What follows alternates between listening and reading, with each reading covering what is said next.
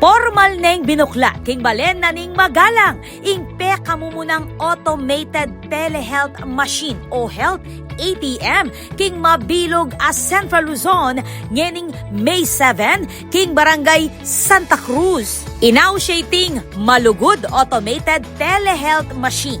Peni muna ning Mayor Malu Paras Lacson, kaya bereng opisyal ning DG Health Company, ing inaugurasyon ning modernong digital healthcare platform kapag nasang ilapit ing health monitoring services kareng komunidad.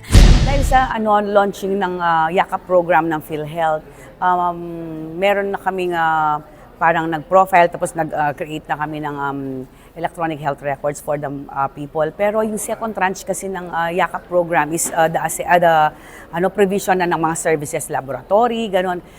Sa dami ng population namin, parang nakita ko na magkaka-bottleneck kami. So, dumating yung supplier nga ng mga automated telehealth machine na yung result makukuha na ng 10 minutes. Kaya sabi ko, mabibilis ito at saka lalaki yung coverage namin sa population namin.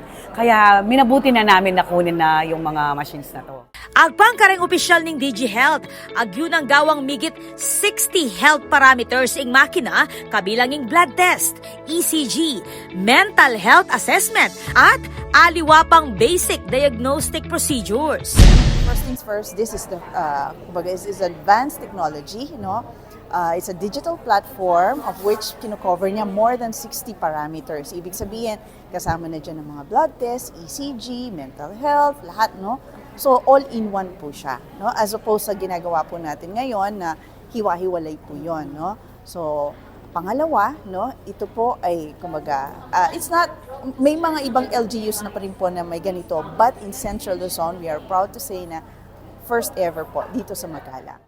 Atin niya naman iting telemedicine feature. Nung nuka rin, malyari na ing remote healthcare appointment kapamilataning phone o video call. In short, malyari na lang pakonsulta rin pasyente gamit mo ing mismong makina. Initiating one-stop shop para king health monitoring uling mabilis at automated ing proseso at atsuking 95% ing accuracy rate.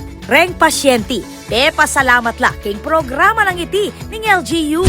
Ang sasabi ko, ito maganda kasi nakakatulong sa tao para malaman kung may sakit o ano. Kaya gusto ko rin malaman kung paano yung kalagayan ng katawan ko. Ay nagpapasalamat sa ating mayor na nagkaroon ng ganito. Maraming salamat po. Malaking bagay nga ako na hindi ako gumastos. Mabilis ang serbisyo. Bibigyan ka pa ng libreng gamot. Ano pang gusto mo? Maraming salamat po sa inyo, Mayora, sa pag-anyaya sa amin dito sa libreng check-up. Ing Health ATM, gawaya, king India. Kabang ing kumpanya naman, makadato niya, king Singapore. Agpang king LGU, maragulyang sao ping teknolohiyang iti. Bang mas ilapit pa, ing serbisyong pangkabulasan, kareng residente, lakwas na, kareng lugal, limitado mo ing access king medical facilities.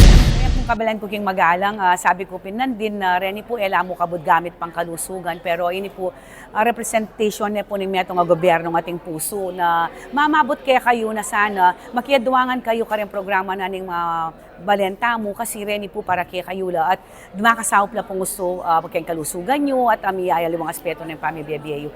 Panay ko sasabihan na andiyan makananong po birimi makatagkil kami kayong BAU at aso panda kayo pong iyangat in kaya kong kabiyayan kareng balang pamilyang magaling nyo.